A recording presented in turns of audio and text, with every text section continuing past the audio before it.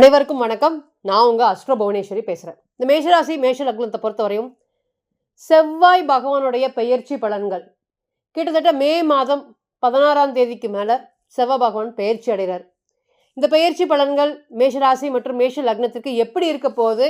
First இவங்க யாரு, என்ன மாதிரியான குண நலன்கள் இவங்க கிட்ட இருக்குது, இன்னைக்கு இவங்க என்னென்னலாம் ஃபேஸ் பண்ணிட்டு இருக்காங்க, இந்த செவ்வாயோடைய பயிற்சி பலன்கள்னால இவங்க என்ன அனுபவிக்க போறாங்க, நிச்சயமாக பார்க்கலாம். முதல்ல ஒன்று தெரிஞ்சுக்கோங்க, பிறந்த கால ஜாதகம் தான் தனித்துவமா நீங்க யாரு, உங்களுக்கு இன்னைக்கு என்ன நடந்துட்டு இருக்கு, என்னென்ன பிரச்சனைகள் இருக்கு, என்னென்ன சந்தோஷம் இருக்கு, சந்தோஷ காலங்கள் எவ்வளவு இருக்கு, இதுக்கு எல்லாத்துக்குமே ஒரு பதில் சொல்றதுக்கு கடமைப்பட்டிருக்கு. நம்ம தனியா இப்போ கோடி பேர் ஒரே ராசியில் பிறக்கிறோம், கோடி பேருக்கும் ஜென்ம சனி 7.5 சனி தான்.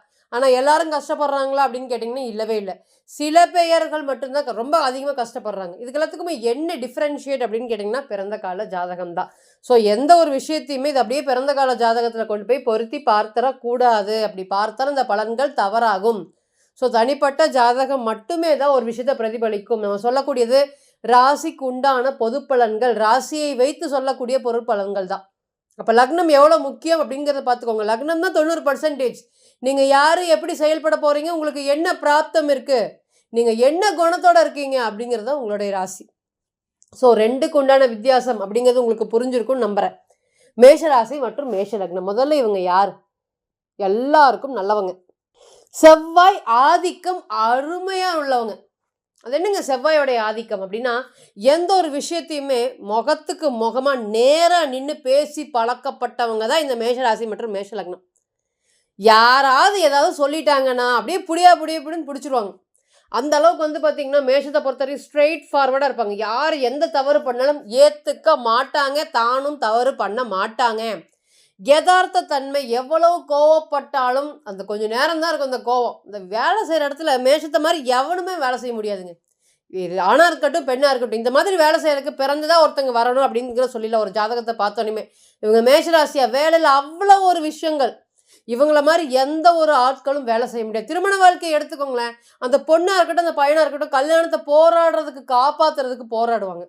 ஒரு இல்லாதப்பட்ட பொண்ணை லவ் பண்ணுறாங்கன்னு வச்சுக்கோங்களேன், அந்த லவ் எப்பேற்பட்ட நபராக இருந்தாலும் சக்ஸஸ் பண்ணுறதுக்கு போராடுவாங்க. ஆனால் இவங்களுக்கு தான் உறுதுணையாக ஆதரவாக யாரும் இல்லை. காலை வாரி விடுறதுக்கு தான் நிறைய பேர் இருக்காங்க. இன்றைக்கெல்லாம் இவங்களுக்கு உதவின்னு கேட்டு கதறினாலும் கொடுக்கறதுக்கு ஆள் இல்லை. இன்றைக்கி பாருங்கள், நம்ம பேசிகிட்டு இருக்கும் போதே ராசிக்கு 12ஆம் இடத்துல 3 கிரகங்கள். அப்போ இன்றைக்கி என்ன அடித்து இன்றைக்கி இவங்களே நிறைய காயப்பட்டு அந்த காயத்தோட வலி வேதனைகள் இன்றைக்கி அதிகமாக ஃபேஸ் பண்ணிகிட்டு இருக்காங்க. இன்றைக்கி எல்லாமே இவங்க காத்திருந்து ஒரு விஷயங்களும் பண்ணிட்டு இருக்காங்க. மற்றவங்களுக்கு சீக்கிரம் கிடச்சிருது அப்படிங்கிற வருத்தங்கள் இவங்களுக்கு ரொம்ப அதிகமாக இருக்குது. எல்லாருக்கும் அடி பண்ணிய மாட்டாங்க. ஆனால் பாசம்னு ஒன்று வச்சுட்டா இந்த ராசியை பொறுத்தவரை அவ்வளோ ஒரு இந்த பாசத்துக்காக என்ன வேணாலும் செய்யக்கூடிய நபர்களாக இந்த மேஷ ராசி. அதனால தான் நிறைய ஏமாத்துறாங்க. நிறைய ஏமாறக்கூடிய ராசி எது அப்படின்னு கேட்டிங்கன்னா மேஷம்தான். நம்ம ரீசெண்ட் டைமில் ஒரு ஜாதகத்தை பார்த்தோம். அவர்கிட்ட நம்ம தெளிவாக சொல்லியிருந்தோம், அவருடைய ராசி பார்த்திங்கன்னா மேஷம். உங்களை ஏமாத்துறதுக்கு நிறைய பேர் காத்துட்ருக்காங்க மேடம், இன்னுமே காத்துட்ருக்காங்க அப்படின்னு சொன்னால். ஆல்ரெடி நான் ஏமாந்து தான் மேடம் வந்திருக்கேன். நீங்கள் எப்படி மேடம் சொன்னீங்க? நான் நிறைய பேர்கிட்ட ஜாதகத்தை பார்த்தேன், யாருமே நீங்கள் ஏமாந்துருக்கீங்க அப்படிங்கிற ஒரு விஷயத்த சொல்லவே இல்லை. சூப்பராக இருக்குது, அருமையாக இருக்குது அப்படிங்கிறத சொன்னாங்க. ஏன்னா என்னுடைய ஜாதகத்தை என்னை பார்த்தாவே எனக்கு அருமையாக தான் இருக்கிற மாதிரி தெரியுது. இந்த விஷயத்தை நீங்கள் எப்படி கண்டுபிடிச்சி சொன்னீங்க அப்படின்னு. நம்ம ஜாதகத்தோடு சேர்ந்த பிரசனமும் அவர் இன்றைக்கி கஷ்டப்பட்டுட்டு இருக்காரு அப்படிங்கிறத சொல்லிச்சு, இண்டிகேஷன் பண்ணிச்சு. அப்போ என்ன பண்ணியிருக்காரு அப்படின்னு கேட்டிங்கன்னா, தன்னுடைய சொந்தக்காரங்களுக்கு எல்லா சொத்தையும் எழுதி வச்சிருக்கிறார். இவங்களுக்கு தான் இது இல்லை அப்படின்னு கடைசியில் எல்லாரும் சேர்ந்து இவரை இன்னைக்கு ஏமாற்றம், நம்மளுடைய அக்கா தானே நம்மளுடைய தங்கச்சி தானே அப்படிங்கிற மாதிரி எல்லா சொத்தையும் எழுதி வச்சு இன்னைக்கு அவர் பெரிய ஏமாற்றத்தை சந்திச்சிருக்கிறாரு. இன்னைக்கெல்லாம் எதுவுமே இல்லை, தயவுசெய்து போயிட்டு வாங்க, பேசாதீங்க அப்படிங்கிற மாதிரி வெளியே இவங்களை வலுக்கட்டாயமாக அனுப்பி விட்டாங்க. இப்போ இன்னொரு ஜாதகத்தை பார்த்து அவர் என்ன சொல்லியிருந்தோம், அவர்கிட்ட சொல்லியிருந்தோம், நம்ம நீங்கள் வேலையிலேருந்து கடுமையாக மன உளைச்சல் இருப்பீங்க, அதுலேருந்து நீங்களே ஆட்டோமேட்டிக்காக வெளியே வந்துடுவீங்க. இல்லை மேடம், நான் 15 வருஷமாக வேலை செஞ்சுட்ருக்கேன், அந்த மாதிரி ஒரு சூழ்நிலை எனக்கு வராது, பரவாயில்ல பார்த்துக்கலாம் அப்படின்னு சொல்லியிருந்தோம். கரெக்டாக நம்ம சொல்லி கொடுத்த அந்த எக்ஸாக்ட் டேட் வந்துச்சு, அவர் மேலே ஒரு பெரிய பழி போட்டு அந்த அன்னைக்கு சாயந்தரமே அவரை வேலையை விட்டு அனுப்பிட்டாங்க. அப்போ இதுலேருந்து என்ன தெரியுது? பிறந்த கால ஜாதகம் பாருங்கள், நம்ம சொல்லக்கூடிய ராசி பலன்கள். இன்றைக்கி ராசிக்கு 12ல் சனி, ராசிக்கு 2லேன்னு சொல்கிறத விட பிறந்த கால ஜாதகம் எவ்வளோ ஒரு அக்யூரஸியாக இருக்குது அப்படிங்கிறத தெரிஞ்சுக்கோங்க. ஸோ தனிப்பட்ட ஜாதகம் தான் எந்த ஒரு விஷயத்தையும் பிரதிபலிக்கும் அப்படிங்கிறத மறந்துடவே கூடாது. மேஷ ராசிக்கு அப்புறம் ரொம்ப நாட்கள் கழித்து ராசிநாதன் ராசிக்கு வர்றது ஒரு தலை சிறந்த ஒரு யோகங்க. பிறந்த கால ஜாதகத்தில் அந்த யோகம் இருந்தால் அப்புறம் எப்படி செயல்படும்னு பார்த்துக்கோங்களேன் நீங்களே. அப்போ ராசிநாதன் ராசி இருக்கும்போது யாரையும் நம்ம ஏமாற்ற முடியாது. யாராக இருந்தாலும் போயிட்டு வாங்க அப்படிங்கிற தைரியமாக ஒருத்தரை பார்த்து ஓடி ஒளிஞ்ச காலம் போய் இன்னைக்கெல்லாம் நீங்கள் யாருங்க, நீங்கள் எனக்கு எதுவுமே பண்ணல, தயவுசெய்து போயிட்டு வாங்க அப்படிங்கிற மாதிரி எதிர்த்து பேசக்கூடிய காலங்கள். நிறைய விஷயத்தில் நீங்கள் ஏமாந்துருக்கீங்க. நிறைய பேரால் நீங்கள் மிரட்டப்பட்டிருக்கீங்க. மேசராசி நிதர்சனமான உண்மை. இன்னைக்கெல்லாம் பயந்து தான் வாழ்ந்துட்டு இருக்கீங்க. பயம்னு என்னன்னு தெரியாத ராசி. இன்னைக்கு பாருங்கள், உங்களுடைய குடும்பத்தில் இருக்கக்கூடிய நபர்களால் மிரட்டல் வாங்க வேண்டியது இருக்குது. வெளிநபர்கள் என்ன பேசினாலும் பணத்தை கொடுத்துட்டு நீங்கள் அவங்கக்கிட்ட மிரட்டல் வாங்கிட்டு வர மாதிரி இருக்குது.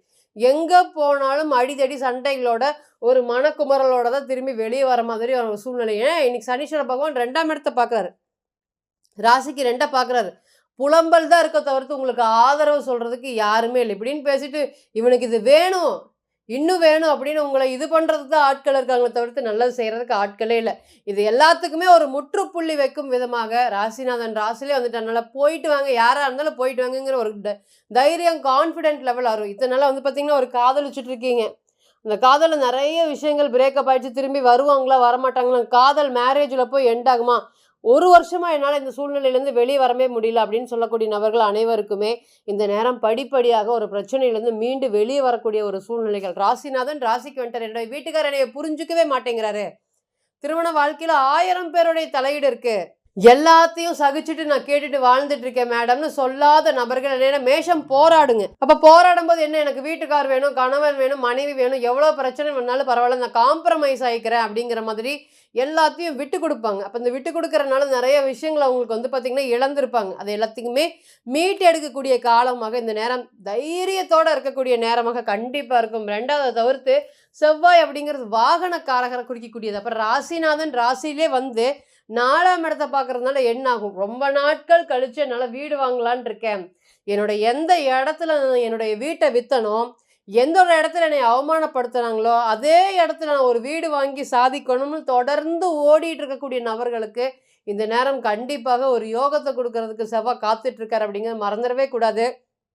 அதனால பொதுவான பலன்கள் அப்படின்னு சொல்லும்போது செவ்வாய் 4ஆம் வீட்டை பார்க்கறதுனால தலை சிறந்த ஒரு யோகமும் வேலை சார்ந்த பிரச்சனைகளும் இதனால இருக்கக்கூடிய நிறைய பழி வாங்கியாச்சு. வேலை செய்கிற இடத்துல மட்டும் இல்லை, திருமண வாழ்க்கையிலையும் சரி, குழந்தை பிறப்புலையும் சரி, இந்த குழந்தை சார்ந்து வளர்த்துறதுலையும் சரி, அந்த குழந்தை நல்லா படிக்குதானா வேலைக்கு போக மாட்டேங்குது, நல்ல ஒரு குரோத்தில் இருந்து இப்போ திடீர்னு இந்த மாதிரி ஆயிடுச்சு அப்படின்னு எது எடுத்தாலும் பிரச்சனைக்கு உண்டான நபர்களாக இன்றைக்கி மேஷம் ஃபேஸ் பண்ணிட்டு இருக்கீங்க. ராசிக்கு 12 சனி.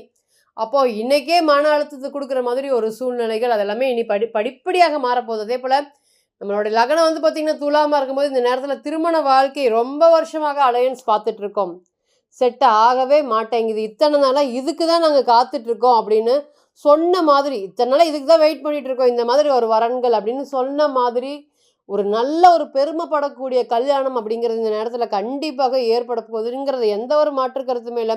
இந்த நேரம் ஹெல்ப்பிங் அப்படிங்கிறது உங்களுக்கு ரொம்ப அதிகமாக கிடைக்கும். இத்தனை நாளாக ஹெல்ப் பண்ணுறதுக்கு யாரும் இல்லாமல் மனசில் ஒரே குழப்பத்தோட என்ன வாங்க போனோம், கடை வீதிக்கு போனால் கூட என்ன வாங்க போகிறோம், என்ன போகிறோம், எங்கே போகிறோம்னு தெரியாமையே ஒரு மைண்டு கன்ஃபியூஷன்லேயே சுற்றிட்டு இருக்கக்கூடிய மேஷராசி மற்றும் மேஷ லக்னத்துக்கு இனி இந்த பிரச்சனைகள்லாம் படிப்படியாக மாறப்போகுது.